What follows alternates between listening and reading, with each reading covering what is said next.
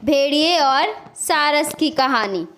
एक जंगल में एक दुष्ट और लालची भेड़िया रहता था। एक दिन उसने एक हिरण का शिकार किया और जल्दी जल्दी उसे खाने लगा। इस जल्दबाजी में एक हड्डी उसके गले में अटक गई। हड्डी अटक जाने पर वह बहुत परेशान हो गया। अब वो कुछ खा पी नहीं पा रहा था।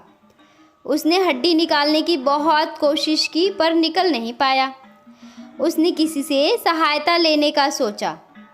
कुछ देर बाद उसे सारस का ध्यान आया। सारस की लंबी गर्दन और चोंच थी। वह उसके मुंह में अपनी चोंच घुसाकर आसानी से हड्डी निकाल सकता था। बिना देर किए भेड़िया सारस के पास पहुंचा और बोला, सारस भाई, मेरे गले में एक हड्डी अटक गई है। क्या तुम अपनी चोंच से वो हड्डी निकाल दोगे? मैं तुम्हारा बहुत एहसानमंद रहूँगा और तुम्हें उचित इनाम भी दूँगा।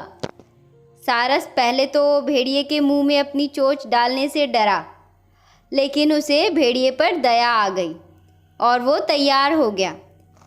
भेड़िया मुंह खोलकर खड़ा हो गया और सारस ने उसमें अपनी चोंच डाल दी, लेकिन उसकी चोंच हड्डी तक नहीं पहुंच पाई। तब उसे अपनी आधी गर्दन भी भेड़िए के मुंह में घुसानी पड़ी। सारस की गर्दन मुंह में जाते ही लालची भेड़िए के मन में लालच जागा कि यदि मैं इसकी लजीज गर्दन को दबा पाता तो मज़ा आ जाता।